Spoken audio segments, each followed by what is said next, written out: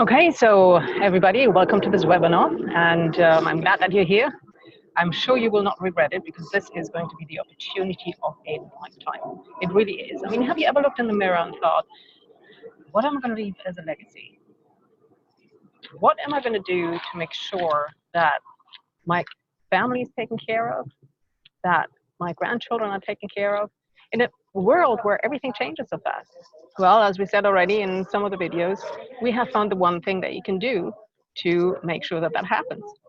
And this is what we want to share with you today. So if you're interested in this, do please stay. I'll give you a little bit of a history of how we got to this. For the longest time, I thought that, and just if you're wondering what's in the background here, we've got some Italian families. I'm in a nature reserve here at the moment, doing a little bit of an experiment, living only on solar. And we've got a few families here, and they are doing a little bit of a bathing session. And I don't think the children are enjoying it all that much.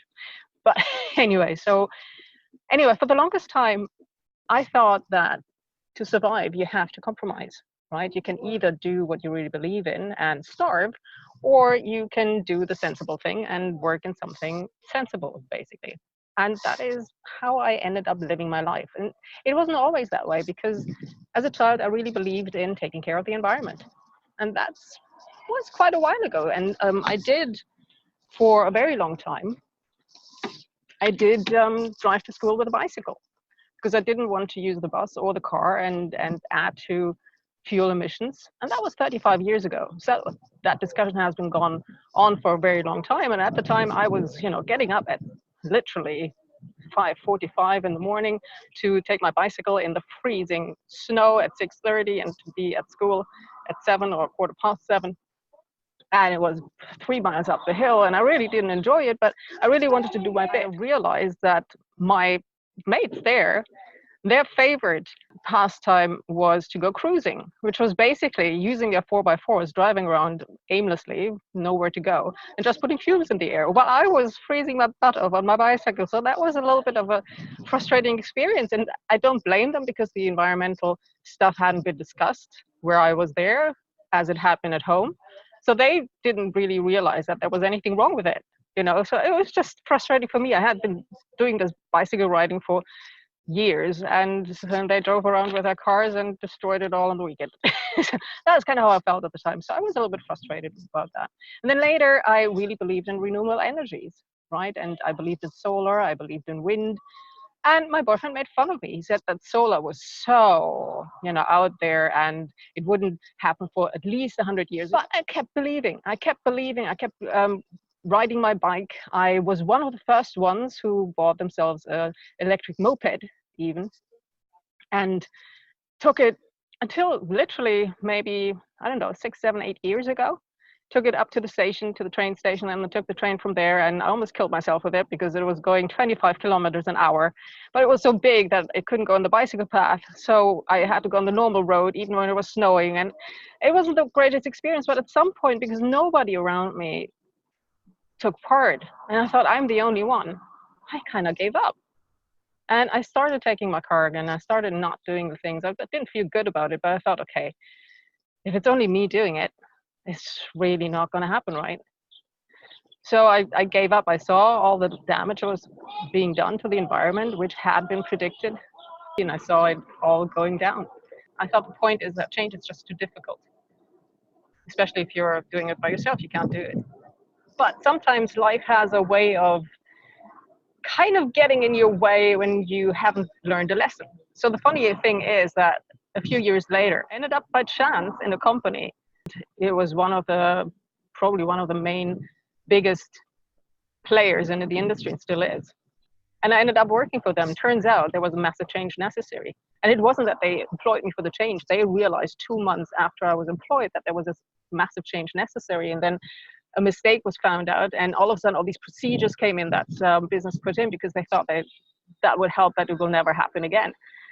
And for everybody else, that was kind of, annoying. But for me, it really was impossible to do my job. I mean, there was no way that I was going to go on with this and not lose my job. So I thought, okay, I'm going to be forced to do something. And I was a very, very small light in that company. I was literally you know, at the bottom of the food chain, and how do you change something with such powerful people? But there was just no choice. So I started suggesting things, and nothing happened. I went to my manager and asked her if she could help me, and she even tried. To her, I escalated it over her, and at some point I got so desperate I actually sent a video, not a video, a poem, to the head of credit at the time in Germany, which was entitled "I Have a Dream." And he thought it was quite funny and expanded on it, but nothing happened. Just recruit my salespeople. I absolutely expected that somebody was going to have a chat with me because I had so no authority to do that. And I was really working for them, not that they for me. But they were so desperate to get this done because I was the bottleneck of the whole thing, because I had 50 sales desks. So I decided that, you know, this is just not happening. So I sent an email to all my Frankfurt sellers because there are so many things that have been going wrong for that week. And I put it in a very sarcastic German humor, which is, you know, funny to Germans, but not necessarily to anybody else. And I put it, you know, I put my an email list on there, and then a couple of Frankfurt sellers. But I put it in English, the email, because I had a couple of junior English sellers, and they were supposed to understand this too, because my German sellers would understand English, but the English sellers wouldn't understand German. So I put that very sarcastic German email into English and then send it to the mailing list. Turns out my mouse had dropped one below, and seriously by accident, it was not, you know, this is not what I wanted to do. I sent this email instead of to my Frankfurt sellers to the board of directors in New York. They did not find it funny. So my managing director got an email 5 minutes later saying, "Who is that person?" But he was actually really quite kind about it. And believe it or not, 3 months later, this was such a nimble company that they disregarded the tone of the email. I was not disciplined or anything. They just saw, okay, there's really something wrong. And I had a system 3 months later. It was rudimentary, but it was everything that I had put into that little poem of "I Have a Dream." And suddenly my life became workable. Suddenly I could do something. And that showed me that even if you're very, very much at the bottom of the food chain, if you do get the right people on board, you can actually produce a change. So that was the first lesson that I got out of it. The second lesson was when the business then saw that the system worked, they took a look at it themselves and they saw, oh my God, there's all this information in there that we didn't have before. And they used it for their business, and it made them a massive profit. And then they were really excited about it, and they fed that back to my seniors, who weren't that excited because I was getting credit. So they, of course, said, "Oh no, that system isn't really good at all, and you know, it's way too rudimentary. So we build you a much better system." Business could never have gotten them to build a system without that, I'm pretty sure. But anyway, so they were now motivated to put a really good system in place that was much better than mine. And they probably did. I never really got to see the system, but it was probably a really good system because it stayed around for at least 10 years and may still be in that company. Which means that little change, that little system that we had initially was basically a prototype, right? It was a proof of concept, which produced a much bigger change, which endured the test of time, and they made very good money with this. And the funny thing was, I left that company 3 years later, and then went to another company 3 years later. And I then worked as a consultant. I went into different companies at the top of that industry as well. And it was like Groundhog Day. Every time I was getting into the company, I was put on a project again where I had to put a system of that in place, or where I had to, you know, build something or work on a part of the system that was supposed to do exactly what we had done. And this time it wasn't the business who asked for it. This time it was the regulators. So I'm not sure what happened there. It could be that several of the top firms came up with a system like this, and the regulator thought, okay, this is a really good idea. It makes the industry safer, and that's why we want everybody else to have it as well.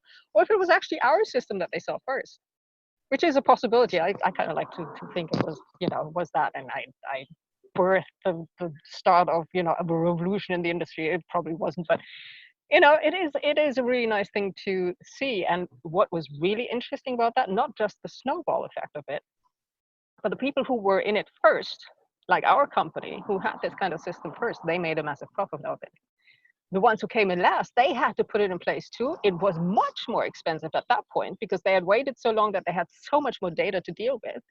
And on top of that, they didn't have the advantage of having all that data when nobody else had it, because everybody else already had it, and they were just the last ones. So they were the ones only having the cost and not the benefit. So even when a change is produced with pain, if you are one of the first ones, you can make an actual real profit out of it. Then I saw Al Gore was out there, but he wasn't elected, so I kind of gave up again. You know, those are the still an environmental thing. And years later, while I was still in this whole process with these companies, I started negotiating with a hedge fund who, as it happens, was his, because it was a hedge fund for sustainable investments. And it kind of stirred this whole environmental thing up in me again, but I kind of put it to bed again. But then 2 years later, you know, it was kind of exciting because we went into the offices. It was one of the two companies in my entire career who ever wanted to see me in person for negotiations. So I went there with my credit colleague, and we talked to general counsel. And general counsel was in this room in their London office, and they had glass walls, right? And when we came in, he was sitting in this meeting room in a conference call, and who's on the screen? Vice President Al Gore. It was so exciting. I almost went, so I could just as well keep myself from doing that, because I was such a fan, because he was such a trailblazer in, before that, had only seen hippies look at the environment, and all of a sudden there was a guy with power, and he almost made it into the White House as President of the United States. So that was just really exciting to me. And there he was right on screen, you know, and the guy I'm talking to in a minute is walking out of a meeting with him. So that was really, really cool. And that stuck in my memory, and that kind of stirred this environmental thing up again a little bit. And then 2 years later, I realized I had to leave that industry, and I had to leave and do what I really believed in for various reasons. And I didn't really know how to shift. So one of the things that I thought about was writing a book about change, writing a book about how to deal with different scenarios. And one of the things that I want to do is interview general counsel for that hedge fund. And I went in and I interviewed him, and he granted me an interview. And we had a chat about solar again. Remember how my boyfriend told me that solar is such, BS, and that it's never going to happen? Turns out renewable energies, he told me, was actually outstripping energy from coal in 70 countries already. 70 countries, 30 years later. And I had completely missed that development because I hadn't looked at it anymore, because I had given up. Turns out other people hadn't. They had actually looked at, you know, what to do, and they had implemented it. Now, while I was, you know, kind of having my giving up phase, I actually accumulated quite a few skills that turns out I can use now. So I finally found my calling, because all the things that I've done, all the things that I worked in change, they apply exactly to this change as well. And it's the same principle. You take a look at the people who are the first ones here. I mean, take a look at solar, for example. You know, the principle that the first ones make the money, for example, but are kind of laughed at initially. But solar was laughed at initially, but take a look at it now. It's not just that renewable energies are outstripping coal. Take a look at oil. It's much more cost effective than oil. For oil, you've got all these pipelines out there that have to be maintained. You've got these oil platforms that cost $1 billion or $2 billion or whatever to build. And even if you disregard the environmental damage that happens if there's an oil spill, it's just a massively expensive industry. And the environmental damage you really cannot disregard, because if you take a look at, I mean, it's not just people who get hurt. I've seen birds being washed after they were oiled. And it really is not a nice sight, because, I mean, these are wild birds, right? They're afraid of people. And when they're being washed, that's not 5 minutes, it's an hour that they have to be washed, and their skin is irritated from the oil. They already have poison in their system. They think they're dying, and they're being kept while they're being washed for an hour. And that doesn't only happen once. They have to be washed 2 or 3 times. And that's just one bird. So there's a lot of suffering out there. You know, that take a look at solar, on the other hand. You don't have pipelines that have to be kept up. You don't have the environmental factor. You don't have the fines for it. You don't have to make up for the lives of people that you destroyed. You just built your solar plant somewhere in the desert, and then it sits there, and then money just rolls in. And I think Maybe people laughed about solar in the beginning, but they are not the people laughing. Now that could be you. That could be you being the one laughing in 10, 20 years.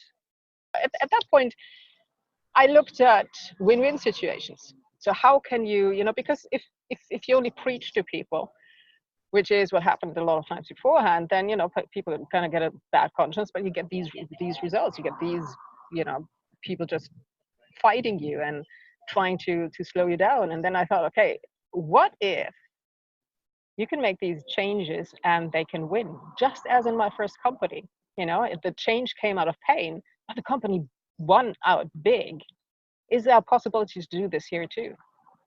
And then turns out there's been a tipping point now, because suddenly you've got people listening, because billionaires get mercury poisoning. It used to be only the poor who got poisoned by this kind of stuff. But it's now billionaires, their children, get autism and stuff. And I'm not saying that billionaires are worth more, but they have more power. They can actually, produce a lot of change. So if you can get one of them on board, that's a really good thing. And several of them are on board now. And SoftBank is on board, and they are on board with this change. They're already investing into environmental sustainable solutions, and they are not known to do things that are financially stupid. Right? They do, even if they believe in something, they may do philanthropy, but if they invest in something, then they do it because it actually makes sense.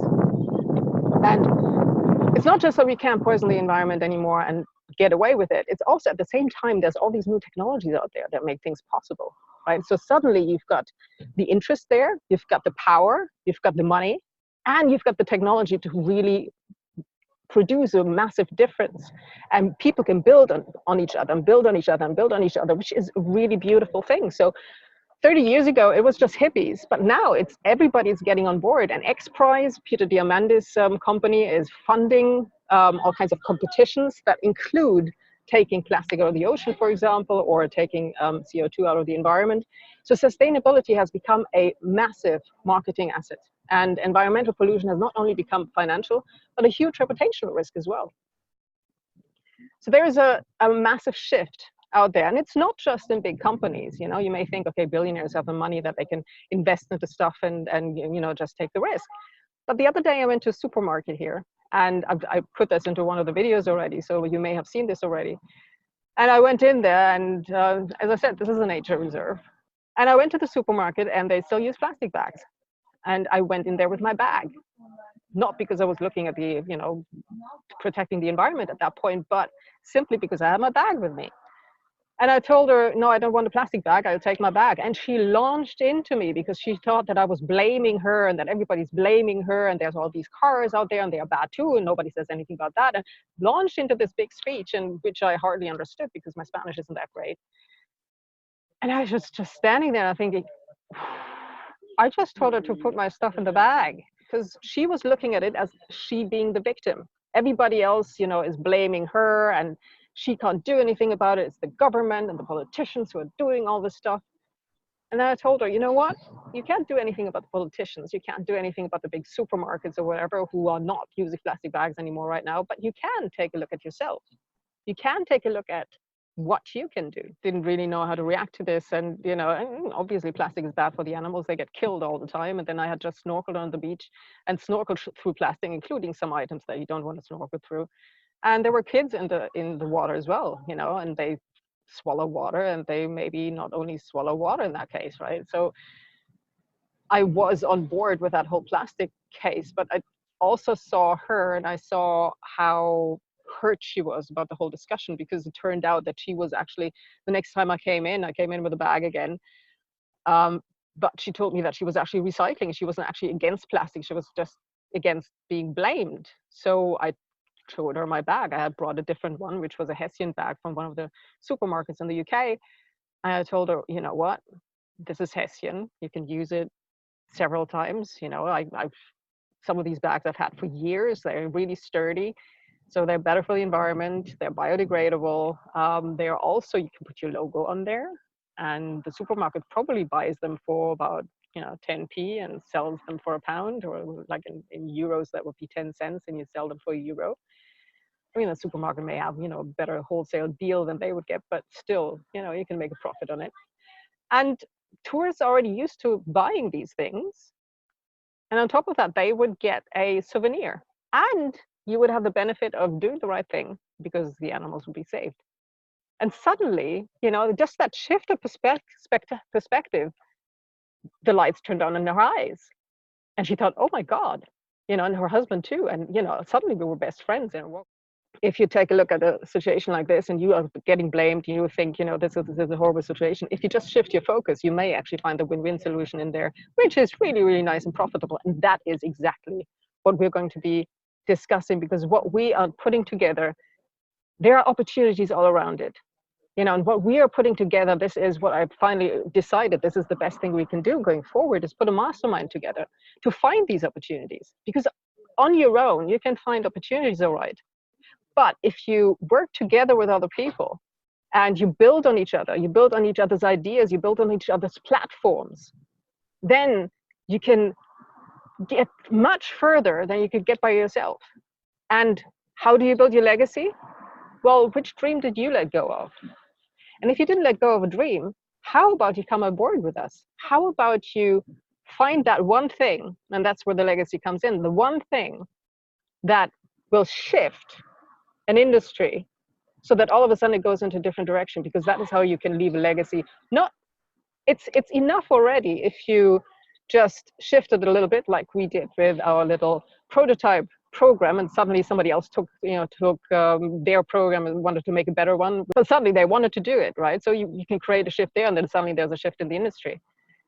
That is how you can leave a legacy. But if you also build a platform that other people can build on, so you can first build that prototype, and if it works out, and if it's a proof of concept, then you can build the real thing and have your product. And even if that product doesn't last, Thomas Edison is remembered, although we are not using his light bulbs anymore, he will be remembered forever.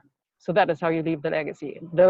How you take care of your loved one with that legacy is by producing something that will be not necessarily the one big thing that will take the CO2 out of the bad stuff out of the atmosphere, or that will, take the poison out of the rivers and make the salmon go again. But if it's just a little bit of it, just a little ingredient that they can't live without, then you have built a legacy for everybody else, because you have built a platform for everybody else to build on, which means you have got customers forever. Right, and that is how you can take care of your family, with the patents and all of that. So we are putting that mastermind together, and if you take a look at the link that brought you here, that is where you can sign up for that mastermind. How can you make the difference? Your initial product, as I said, may not survive, but if you can find the right thing, I mean, how would it feel if your children or grandchildren could be proud of their dad or their granddad because he helped produce something that saved the world from global warming and saved cities and whole species from being destroyed by storms, or somebody who took pollution out of rivers and that's why the salmon came back, or an ancestor found a way to build with the environment, like Manrique on some of the islands here, instead of destroying it, and finding a win-win situation there, or an ancestor who made sure that nature can still bring these beautiful surprises, these beautiful beetles and beautiful butterflies and everything to us, and the bees, because he found some way that to make sure that pesticides are made redundant. Or grandma found a way to clean the air, or grandpa designed a battery that made personal solar helicopters possible.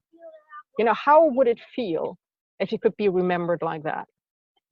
And how would it feel if your grandchildren would know that their granddad was a force for good, or their grandma was a force for good? How inspiring would it be? Lots of people can be rich, there's more and more rich every day, but being rich because you did something really good, not just for yourself, not just for your family, but for everyone and for the environment, which is really important for our children, that is something really inspiring. That is something that you can be proud of for generations. That will last. The thing is not going to just be the next big fad. This has been around for a while, and everybody has been, everybody who has taken a look at it has been worried about this for a time. So this is a really beautiful opportunity, and a lot of people are already taking care of it, like Unilever, or Unilever, I'm not sure how they are pronounced. I always see their posts, but I've never actually heard them pronounced. just announced that they're now producing all their products with 100% renewable energies. And they're not only looking at their own products, they're looking down the line and up the line, you know, to make sure that everything is produced with renewable energy, which is amazing. And what the interesting thing is, if you take a look at my LinkedIn profile, you will see a interview with a CEO, which I think I posted today, actually. The CEO of Unilever and of IKEA. And the CEO actually said, you know what, this isn't just for the environment, it's a great business case as well. And that's the point that we're making. You can make profit while you're doing the right thing. It used to be that it was kind of a trade-off, but it's not anymore. You know, you can make profit doing the right thing.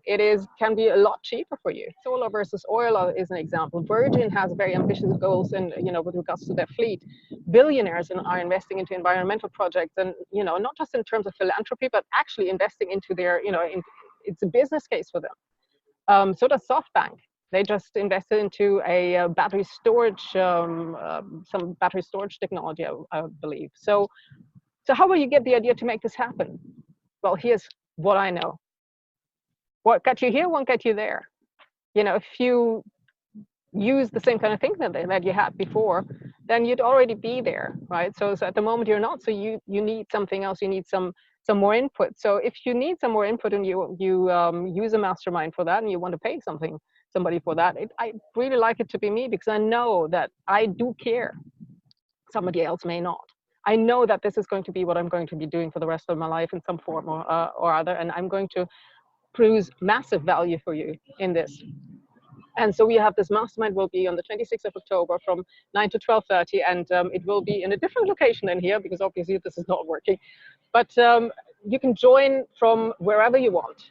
So from 9 to 12:30 on the 26th of October, and all it takes is one idea. All it takes is one idea to change your life. Right? And you're not going to be alone anymore. There are going to be other people who are going to challenge you. You're going to, you know, be there for you and support you when things get tough. There's other people going to be there who you can build on and whose ideas you can build on. How many things can happen when, you know, different minds come together in a room? All of a sudden, one thing builds on the other. It's like a puzzle in a way. You can't get the puzzle together with only one piece. You need to know where all the other pieces are. And in order to know where all the pieces are, the other pieces need to get into a room, right? So basically, this is what the mastermind can give you. It's going to be the apex of the biggest change that you've ever seen in this generation, and the one chance you have to make a lasting legacy, maybe for generations to come. It used to be only 1 or 2 people per generation who could make this. Now is the time where everything is exploded, technology advancements are at an exponential rate, and this is the time where you can be part of this. So this is the time to join, and here's also a fraction what you will get. It is a chance to leave a lasting legacy. You will also get access to exclusive content, which we have access to through different affiliations that we have. And we will pass on what we are allowed to pass on, which gives you access to the best of the best in conservation, AI, digital tech, biology, medicine, nanotech, virtual reality, and more, to fuel your next move in innovation. And you get access to an exclusive Facebook group, which is only for our group, where you can network. Even, you know, there are going to be different mastermind options. So we start with a low-end mastermind at the moment, which is only half a day. But there are going to be more options there. You know, if you think that this is really something for you and you find interesting people to connect with, then we can do this. We can open this for a much longer time. And there are going to be different options for that. We're also going to have an in-person mastermind next year. So this is really a way to sort through who wants to be in the higher level masterminds as well. And this access to the Facebook group, that alone can change your life, right?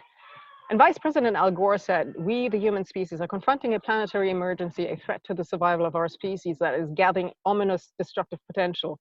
The Earth has a fever, and that fever is rising, indeed without realizing it. We have begun to wage war on the Earth itself." But he also says, as many know, the Chinese expression for crises consists of 2 characters side by side. The first one is the character for danger. The second, the symbol for opportunity. And this is the opportunity you have to turn into profit and a lasting legacy. Because change is just another way to say innovation, right? And Peter Drucker said that business is really innovation and marketing. So you have a chance to use this change that will come anyway and use it to fuel your need for innovation and innovate in a way that will build you a legacy and a platform for your family to live on for years to come. Also, what you want out of this mastermind is proximity is power. You know, if you're in proximity with people who are, you know, connected to people in power, that can only be a benefit. And you can future-proof your business because the change is coming. Right? David Attenborough said, "It seems to me that the natural world is the greatest source of excitement, the greatest source of visual beauty, the greatest source of intellectual interest. It is the greatest source of so much in life that makes life worth living. And the truth is, the natural world is changing. And we are totally dependent on that world. It provides us with food, with water and air. It is the most precious thing that we have, and we need to defend it. What humans do over the next 50 years will determine the fate of all life on the planet. And you have a chance to be part of that. How cool is that? Do you really want to let that opportunity go? So how about you join us? If you take a look at the link that brought you here, you can sign up there today. And when you join today, you will get free access to our exclusive Facebook group for life. So not just for, you know, a year or so, which is usually the deal with, you know, which will probably be the deal later on, but it will be for life. You will also get a retraining facilitation because change is coming. So whether you're going on board with this change or not, there's globalization, digitalization, automation. So there will be change and your employees will need to change with it, which means they need to retrain. And a lot of people just haven't learned how to retrain. Now, we have a lot of experience that. So we have a system of how to very effectively retrain into a new job, into a new position. And you will get access to that system for free. Now, you will get access to the book of the system. If you want more of that, we can also provide more of that, but you will get the system for free. So if you want more, we have got a video course that can be purchased. We also have coaching that can be purchased, or we can do in-house courses. The book, which does explain the whole system, is going to be for free. And also you get a 30% discount on any 2 in-person masterminds in the future. And as I said, a new one is coming up, probably in spring next year in Valencia, which is going to be really exciting. And we are probably going to be putting that into the Oceanographic, which is an amazing institution, which is also very much into conservation and into saving the environment and just showing how beautiful it can be. It's a pretty amazing place. So sign up today at the link that brought you here, because you know, you do not want to miss this. And I will really, you know, I would really look forward to seeing you there. And also rest assured, it's, you know, it's 100% satisfaction guaranteed, because if you don't like it, if you sign up, you can, you know, it's a 14-day money back guarantee. And even if you come to the mastermind, if at the break you want to leave and you decide this is not for you, that's fine, you will get your money back. If you are not happy with it, we won't be either. And if this is not for you, then we don't want to keep you there. So this is a no-risk deal, basically. Come and take a look at it, and you will see if it is for you, if it is not. Okay? But I'm sure that there will be something for you that you will really enjoy, and this could absolutely change your life. And this is what you can do right now. I mean, close your eyes and take a look at a problem or a situation that you have right now that really bothers you in your business, and how it weighs on you, and how it's robbed you of your sleep at night. And then imagine what it would do to you if somebody made a remark in that mastermind and suddenly all that weight would go away. Because suddenly you see a solution. Suddenly there is a bright light, and you see that the one thing that you thought is going to destroy your business or is going to really affect you is probably going to be the best thing that ever happened to you. I mean, how would that feel? Join us, please do join us at the link that we've provided when you got here. And there's genuinely only a limited number of seats. You know, you don't want to miss out on this opportunity, because we do want to keep it small initially. So I think it's only about 20 seats left that you can take advantage of. And I truly believe this is the most incredible opportunity that we've had for generations, probably, to mold the future into something that is truly incredible. So this could be the best thing that ever happened to you. And so click, on the link and be a part of our group. Sign up below. So, the mastermind is going to be on the 26th of October. And it is going to be from 9 o'clock to 12:30. And as an additional bonus, if you do sign up today during this session, but this bonus will only be available if you do sign up today, is we will guarantee you a place in the in-person mastermind next year. It is going to be at 30% off, but you will absolutely get in there. I mean, there's going to be limited space available there. And if you tell us until two weeks before, we will make sure that you get on it. So I look forward to seeing you to take action in October. And the future can be beautiful if we make it so.